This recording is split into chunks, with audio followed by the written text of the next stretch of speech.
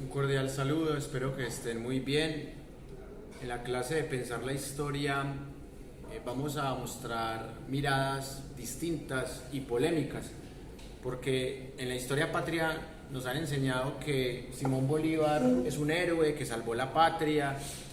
Incluso hemos visto que el presidente Petro en sus discursos dice que Simón Bolívar fue un grande, el escritor William Ospina, y si nos vamos más al pasado, Gustavo Rojas Pinilla, Laureano Gómez Castro y gran parte de los presidentes colombianos, por no decir que todos, han visto y han vendido la figura de Simón Bolívar como un ídolo.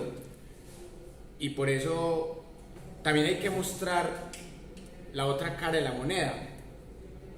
Por un lado, la historiografía pastusa, que habla de la dictadura de Simón Bolívar, de lo que llama los genocidios de Simón Bolívar, entre ellos la Navidad Negra, y también la visión del historiador conservador Pablo Victoria, que ustedes ahí tuvieron la oportunidad de escucharlo, y vamos a hablar de las tesis que él propone, que algunas son ciertas, otras no.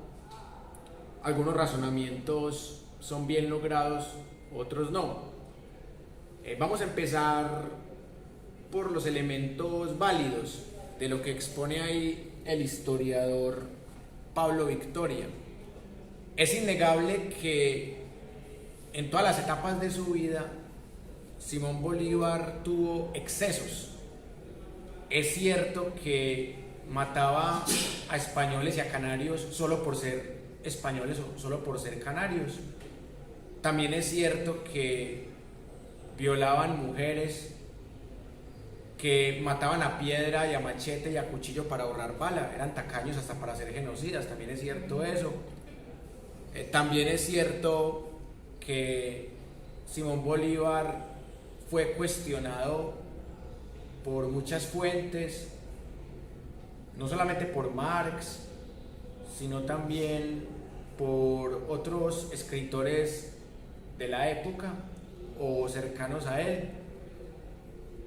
Hay otras anécdotas que Simón Bolívar pisaba la comida de los comensales después de la batalla de Boyacá, pero la historia oficial se ha esforzado muchísimo para ocultar esa gran parte de historia negra de Simón Bolívar, y algunos se escudan en que no, es que es anacrónico porque en esa época no existían los derechos humanos. Bueno, pero sí existían los derechos del hombre de la Revolución Francesa, sí existían los derechos de la mujer, de Olimpia. No existían los derechos humanos de la ONU porque no existía la ONU. La Sociedad de Naciones Unidas se construye en el marco de la Primera Guerra Mundial y la ONU después de la Segunda Guerra Mundial. Obviamente no podemos decir que Simón Bolívar violaba los derechos humanos de la ONU, pero Simón Bolívar sí violaba los derechos del hombre y el ciudadano, y los derechos de la mujer y la ciudadana, porque ya existían. Entonces no es anacrónico decir que Simón Bolívar era un burgués que al parecer tenía gran resentimiento contra la corona española, y su supuesta filantropía, que trata de endilgarle la historia patria, es solo una excusa para vendernos un falso héroe. Esa es la tesis de los libros de Pablo Victoria. Pero ¿en dónde está el error? En que él defiende el régimen español. Es un historiador prohispanista. Él dice que aquí se vivía muy bueno, que éramos hermanos, que eso no fue ninguna guerra independentista, que fue una guerra civil, que llegaron Simón Bolívar, Santander y compañía y lo dañaron todo. Ahí es donde está la falsedad de lo que acabamos de escuchar de Pablo Victoria. Y también que en la lógica y en el pensamiento de la historia no son válidos los razonamientos contrafactuales. ¿Qué quiere decir eso? Es que hubiera sido así. No, es que si estos resentidos burgueses no dañan esa hermandad entre criollos y españoles, entonces seríamos una potencia mundial. Puede que no, puede que fuéramos un pueblo medieval más atrasado. Entonces, no, es que si hubiera metido este jugador, en vez de esto hubiéramos ganado. No, ni en el fútbol, ni en la política, ni en la historia son válidos los razonamientos contrafactuales. Así que son básicamente esos dos errores, pero en todo lo que dice Simón Bolívar hay gran cantidad de fuentes que muestran que fue así, que son fuentes que han prohibido y han ocultado los defensores de la historia patria oficial. Si miramos los billetes, nos damos cuenta que en casi todos aparecen Simón Bolívar y Francisco de Paula Santander. Y esto tiene una explicación evidente, porque las guerras civiles del siglo XIX, en la era republicana, surgen a raíz de esta enemistad, que inicialmente era una amistad. Esta enemistad entre estos dos, entre comillas, padres de la patria. ¿Quiénes son los fundadores de los partidos tradicionales liberal y conservador? Seguidores de estos dos señores. ¿Quiénes fueron los presidentes después de la muerte de estos dos señores? Los admiradores de estos dos señores. Entonces, en algo sí tiene razón Pablo Victoria. Nuestra historia se ha construido desde las enemistades entre seguidores de caudillos y entre nuevos caudillos que han creado nuevos antagonismos. Y también, como para disimular un poco, en los billetes aparece un personaje como Policarpa Salabarrieta, que fue una mártir fusilada, lo mismo que los señores el sabio Caldas, que aquí podemos verlo en este billete de 20 pesos, lo mismo que Camilo Torres Tenorio, que el Camilo Torres Restrepo era el cura guerrillero del ELN. Este es Camilo Torres Tenorio, que algunas personas los confunden.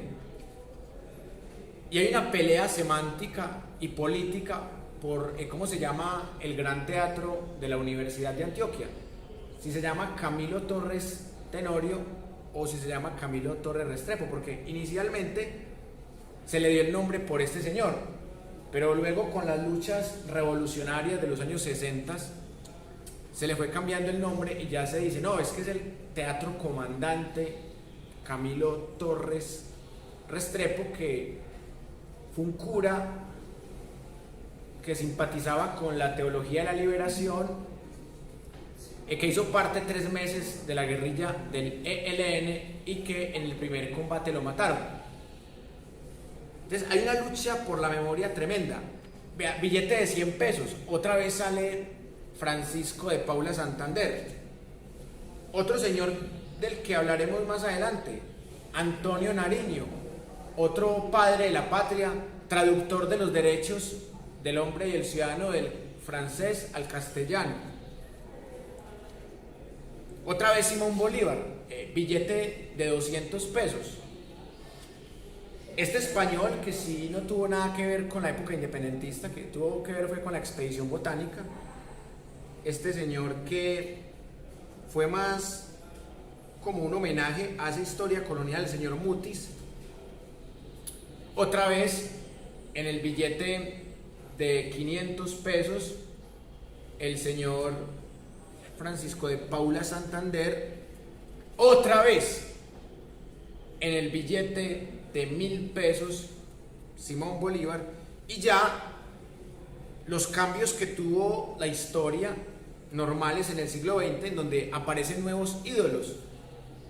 Un personaje que estudiaremos más adelante, muy conocido, al menos en la opinión pública por nombre, no tanto porque conozcan su historia o su aporte, el caudillo liberal Jorge Eliezer Gaitán, otra vez Santander, en el billete viejo de 2.000 pesos, una reivindicación a la lucha histórica y política de las mujeres, la artista Débora Arango, que fue censurada por la iglesia y por la sociedad conservadora por hacer pinturas y trabajos artísticos muy eróticos, pero que con el paso del tiempo y con el triunfo también de las luchas feministas se le dio un lugar en los billetes. Esto hubiera sido impensable en una época atrás, una época más machista.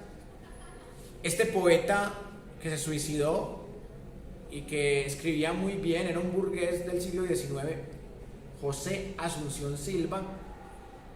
Es paradójico que un poeta que se suicidó por problemas económicos aparezca en un billete, aunque además también se suicidó porque había perdido a su hermana Elvira, a la que le dedica la tercera parte del poema nocturno. Pero un poeta que se suicida por problemas económicos y sale en un billete, pues cosas colombianadas que uno ve en la historia, y hasta lo repiten en el billete nuevo de 5.000 pesos. Otra vez se repite la mártir fusilada Policarpa Salabarrieta, también fusilada a la par de otros personajes que hemos visto en los billetes, como el Sabio Caldas, como Camilo Torres Tenorio, como Acevedo y Gómez, como Custodio García Rovira, como Antonio Baraya, todos hijos de ese grito de independencia del 20 de julio. También en esa lucha constante de reconocer la mujer que aporta a la academia, Virginia Gutiérrez de Pineda, una antropóloga que puede que en la cultura popular colombiana no sea muy conocida, pero que aquí se le hizo un bonito homenaje, algo que tampoco hubiera sido posible en una época atrás, que una mujer saliera en un billete. La primera mujer que vemos en los billetes es Policarpa Salabarrieta, pero también es porque hace parte de esa historia patria, no es porque sea mujer. Y también, hablando de la ciencia, este es el garabito bueno, así como existen uribes buenos y uribes malos, este es un garabito, pero de los buenos. Este no es violador ni asesino de niños, este es un astrónomo y científico al que también se le rindió un homenaje en este billete de 20.000 pesos. Bueno, otra cosa lamentable de nuestra historia, que Alfonso López Miquelsen, un tipo que destruyó el legado de su padre, que fue uno de los presidentes menos malos de su padre, Alfonso López Pumarejo, el presidente que más ha ayudado a la clase trabajadora, que puede que Gustavo Petro lo pueda superar en ese aspecto, pero el que debía salir en el billete era el padre, no el hijo, porque este fue el que hizo un robo por el que hizo renunciar a su padre en 1945. Este gobierno de él fue nefasto, fue un gobierno que, entre otras cosas, tuvo gran aporte del narcotráfico cuando apenas estaban haciendo ese conjunto de carteles de la droga en Colombia. Entonces, un gobierno tan nefasto, y le hacen un homenaje a López Miquelsen. Y ni hablar del billete de 100.000, que ni lo quiero mostrar porque ese billete me da tristeza, que un billete de 100.000 pesos sea para otro oligarca del Frente Nacional como Carlos Lleras, que terminó robándole al país y favoreciendo a las multinacionales, haciendo una reforma agraria por aparentar, pero que en el fondo no fue una reforma agraria más fallida que la de Alfonso López Pumarejo. Entonces, ni mostrar el billete de 100.000, bueno, tampoco lo tengo en este momento, pero ustedes ya lo conocen, que yo me demoré como 3 años para tener uno y ya están llegando porque el dinero está devaluado. Y otro escritor, como el señor Isaacs, que es un escritor del siglo XIX, de novela romántica, y que también está en estos billetes por la misma razón que está el poeta José Asunción Silva, por la misma razón que está Débora Arango.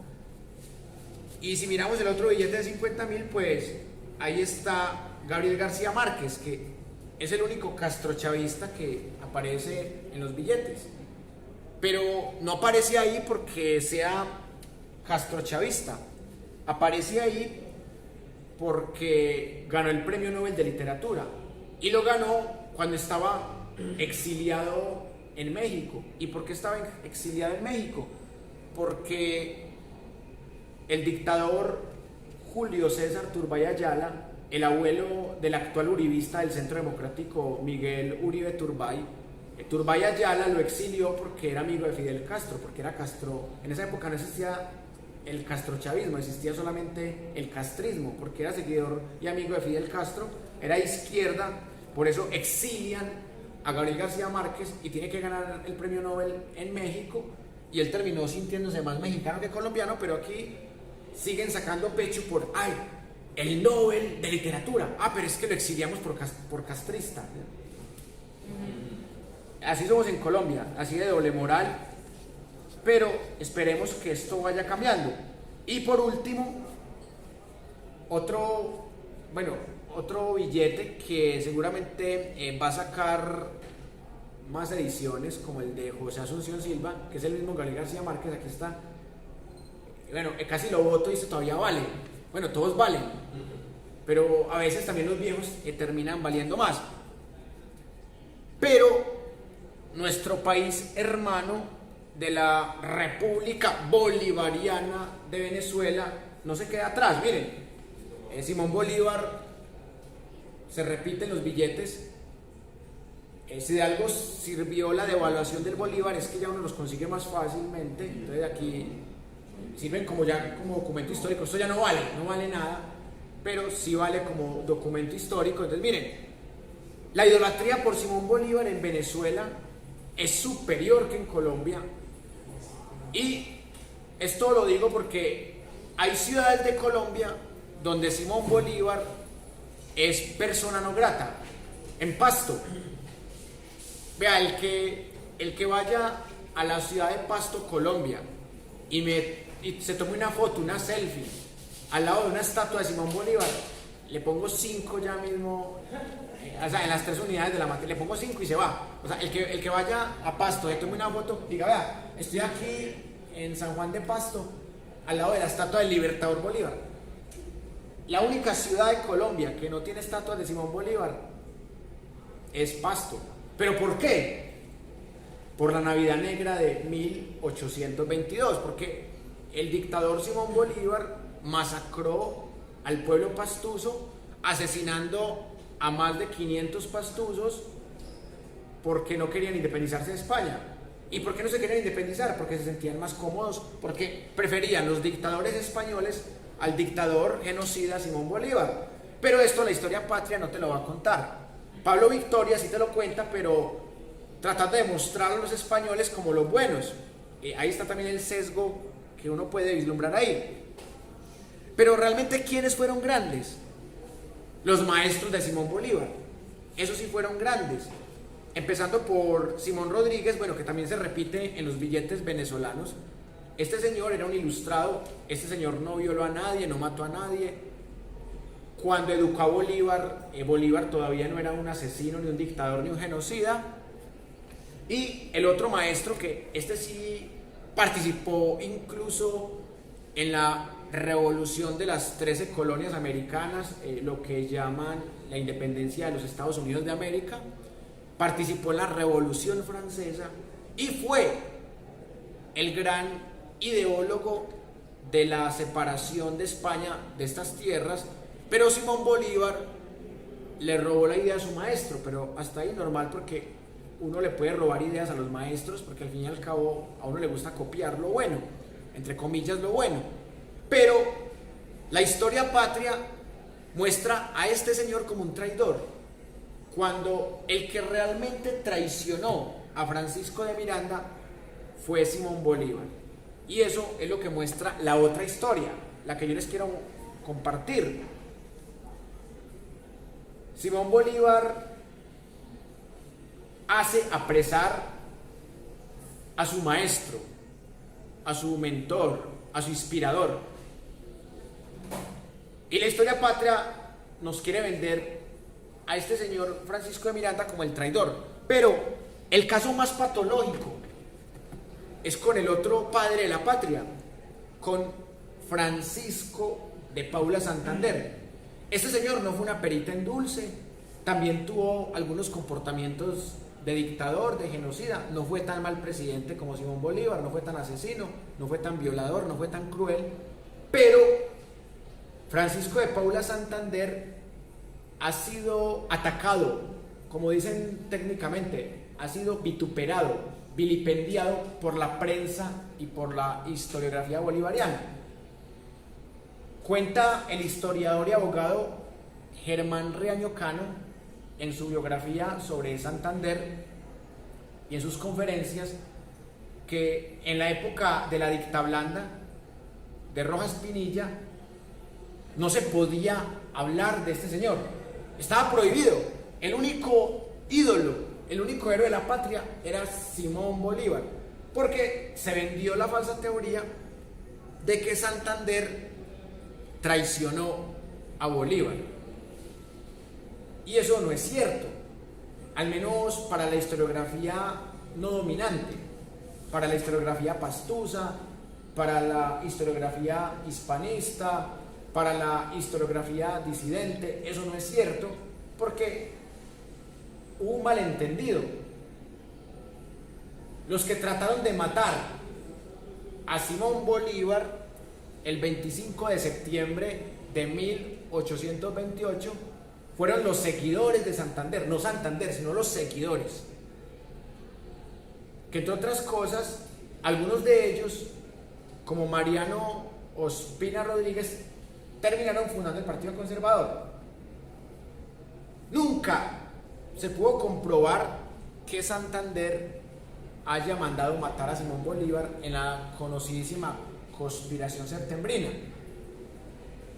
pero Santander fue condenado a muerte y gracias a la intervención de Sucre, Bolívar le condona la pena por el exilio y terminan peleados. Lo cierto del caso es que Manuelita Sáenz es la que le salva la vida a Bolívar, pero Bolívar había tenido unos comportamientos dictatoriales casi toda la vida, y lo que muestran las fuentes es que la gente estaba cansada de que Bolívar les humillara, les pisara la comida, de que les matara por sospecha, de que cerrara el Congreso, de que se haya nombrado presidente vitalicio en Bolivia, que se haya autonombrado dictador del Perú, de que quisiera imponer un sistema panamericano que fuera desde la Patagonia hasta lo que era México en ese momento, que México era el doble de grande, Estados Unidos era la mitad, porque Estados Unidos se le quedó con la mitad del territorio a México. Todo esto de Texas, de Arizona, de Nuevo México, todo la parte del sur de Estados Unidos era de México. Entonces Simón Bolívar tenía una idea panamericana y Santander tenía una idea federalista. Entonces, en los congresos, tanto en el anfictiónico de Panamá como en la convención de Ocaña, la gente votaba lo que quería Santander. Entonces Bolívar cerró el congreso de rabia, Bolívar montó una completa dictadura y por eso los seguidores de Santander trataron de matarlo. Pero lo que no se pudo comprobar fue que Santander les ordenara que lo mataran. Pero la historiografía bolivariana ha creado un odio profundo contra Santander, lo pintan más malo de lo que es. Por eso la historiadora Pilar Moreno de Ángel dedicó varias décadas de su vida a escribir el libro más completo sobre Francisco de Paula Santander. Son 1162 páginas que tiene este libro. Póngale cuidado al número, 1162 páginas, en donde ella tumba todos los mitos que ha construido la historiografía bolivariana del siglo XIX, del siglo XX, para dañar la imagen de Santander. Entonces, eso es lo que hemos llamado aquí pensar la historia. Pensar la historia desde los billetes, desde las fuentes hispanistas, desde las fuentes indigenistas, desde las fuentes burguesas, desde las fuentes marxistas y sobre todo desde aquellos pensadores criollos como el filósofo de Envigado Fernando González, que hace parte de esa retórica de que Simón Bolívar es un héroe, que Simón Bolívar no se equivocaba, que era casi un dios. Miren cómo titula aquí el libro, que es bastante sesgado, del filósofo envigado Fernando González, Mi Simón Bolívar. Y mire cómo titula el que el mismo Fernando González escribe sobre Santander. Y acá dice que Santander era envidioso, que le tenía envidia a Bolívar, pues seguramente porque Bolívar mataba más. Santander quería matar más que Bolívar. Es que Santander mató 40 y Bolívar mató 3000, entonces Santander quería tumbarle el récord, pero estaba muy lejos. Más fácil algún jugador colombiano le tumba los récords a Messi, que tumbarle Santander los récords de genocidios a Bolívar. Que no, que es que Bolívar era más guapo, que Bolívar era más conquistador, más guapo no, más violador. No, que es que Santander era traicionero, que tenía lo peor de la raza colombiana. Entonces, esto es el libro más falaz que yo he visto de Santander. O sea, si ustedes quieren ver lo que es una mirada académica seria de Santander, léanse estas casi 1200 páginas de la historiadora Pilar Moreno de Ángel. Un estudio cuidadosísimo, basado en datos, en hechos, en argumentos, sin rabias. Y si quiere ver un estudio enfermizo de Santander, léanse a Fernando González. Ahí está. Esa es mi primera tesis. Les voy a mostrar los libros para que después de que ustedes los miren, planteemos la segunda tesis que tengo para hoy.